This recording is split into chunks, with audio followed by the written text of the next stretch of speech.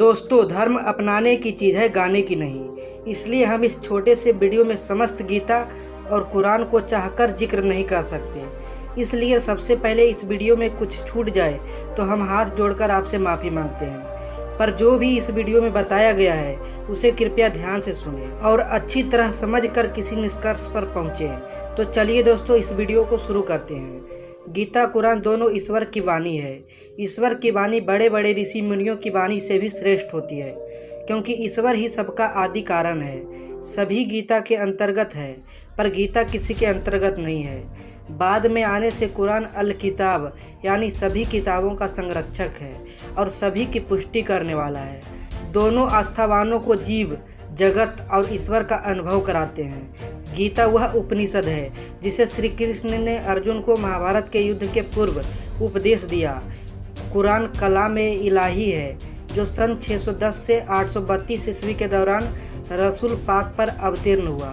श्री कृष्ण ने गीता का ज्ञान युद्ध कुरुक्षेत्र के मैदान में मोहग्रस्त हुए धनुर्धारी अर्जुन को दिया था, और कुरान नबूवत के बाद मोहम्मद का काबा के शक्तिशाली कुरैश प्रबंधकों के कबायली संस्कृति से निकली हुई किताब है। बड़ी बड़ी बातें करने वाले भी कुरान नहीं पढ़े होते हैं। जो कुरान या गीता को हृदय से धारण कर लेगा उसका नज़रिया ही बदल जाएगा। गीता कुरान दोनों किसी जाति, संप्रदाय, क्षेत्र या काल विशेष के लिए नहीं है। दोनों लोक परलोक सुधारने का रास्ता बताने वाले हैं, और परलोक का रास्ता मृत्यु से ही होकर जाता है। मनुष्य ईश्वर की सबसे महत्वपूर्ण रचना है। ईश्वर ने मनुष्य को बुद्धि, विवेक और संवेदनशीलता का अनुपम गुण दिया है। मनुष्य जन्म ही 7 जन्मों का अंतिम जन्म है। इसलिए मनुष्य को अपना जीवन का लक्ष्य और मार्ग बहुत सोच विचार कर चुनना चाहिए। गीता कुरान दोनों इस उपदेश की पूर्ति करते हैं। दोनों किसी वाद विवाद या किसी के खंडन में नहीं पड़ते। दोनों अहंकार को जीतने और ईश्वर के समक्ष पूर्ण समर्पण पर जोर देते हैं। गीता शरण को मानती है, इसलिए उनका शुरुआत और अंत शरणागत से हुआ है। यही कुरान कहता है, आओ अल्लाह की ओर। गीता कुरान दोनों ने कोई नई बात नहीं बताई है। पहले से चले आ रहे सत्य सिद्धांतों को ही नए सिरे से प्रकाशित किया है। गीता में श्री कृष्ण स्वयं अर्जुन को बताते हैं कि यह जीवन एक पुरातन योग है। कुरान का एक सूरा कहता है कि हे नबी, तुमको जो कुछ कहा जा रहा है उसमें कोई भी चीज़ ऐसी नहीं है जो तुम पहले से गुजरे हुए रसूलों से ना कही जा चुकी हो। कृष्ण योगेश्वर और परमावतार थे। हम कह सकते हैं कि मोहम्मद भी जीने की कला जानते थे। जो जीने की कला जानता है वह योगी है, और जीने की कला वही है जो मृत्यु की कला बतलाती है। मृत्यु भी जीवन या उससे भी अधिक महत्वपूर्ण होती है।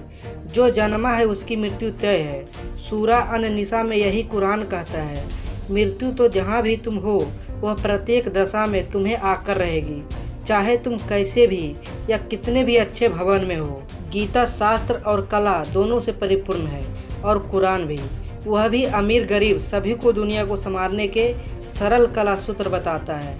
कुरान भी गीता की तरह समरस और सबको लेकर चलने वाला है। कुरान कहता है, यह दुनिया बस एक आयाम में है। पूर्व और पश्चिम सब अल्लाह के हैं। जिस ओर भी तुम रुख करोगे उसी ओर अल्लाह का रुख है। अल्लाह सर्वव्यापी और सब कुछ जानने वाला है। अल्लाह को ना मानने वाला काफिर है।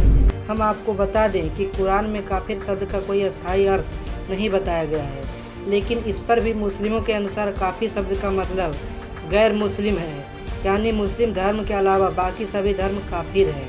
कुरान में खड़ी मूर्ति की पूजा करना भी सख्त वर्जित है।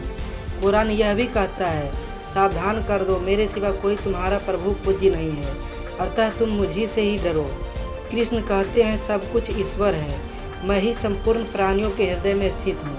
सर्वधर्मान परित्यज मामेकम शरणम व्रज।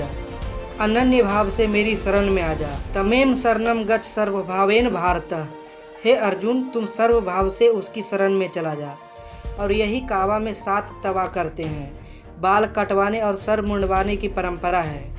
भारत में मंदिरों में 7 बार परिक्रमा करने और तीर्थों में बाल कटवाने की रिवाज है। दाएं हाथ से खाना पीना, खाने से पहले बिस्मिल्लाह या श्री गणेश कहना, और अंत में सबको नहलाना धोना जैसी कई बातों में समानता है। ज़कात, सजदा, रोज़ा, ईमान, नमाज और हज इस्लाम के स्तंभ है। विश्व बंधुत्व का संदेश देने वाले हज को कुंभ और संगम के माघ महत्वों से जोड़ सकते हैं। जप भारतीय परंपरा में भी बहुत महत्वपूर्ण है। कुरान में कई जगह जप करने को कहा गया है। इसी तरह संतोष और तप का भी दोनों में समान महत्व है। इस्लाम ईमान को सर्वाधिक महत्व देता है। गीता कहती है, अश्रद्धा परम पापम श्रद्धा पाप विमोचनी। अश्रद्धा से बढ़कर कोई पाप नहीं है और श्रद्धा सब पापों से छुड़ाने वाली है। गीता का कहना है, श्रद्धा बालम्भते ज्ञानम। श्रद्धावान ज्ञान प्राप्त करता है। दान का महत्व बताते हुए गीता में कृष्ण ने कहा, दानंत पश्चैव पावनानी मनीष्याम। दान और तप मनुष्यों को पवित्र करने वाला है। और तो और वेदांत के निर्विकल्प समाधि के सिद्धांतों और महर्षि पतंजलि के अष्टांग योग की भी अधिकांश बातें इस्लामी विचार दर्शन में समाहित है। दोनों में इतनी समानताएं और असमानताएं हैं कि जिसे संक्षेप में किसी पुस्तक या किसी वीडियो में समेटा नहीं जा सकता।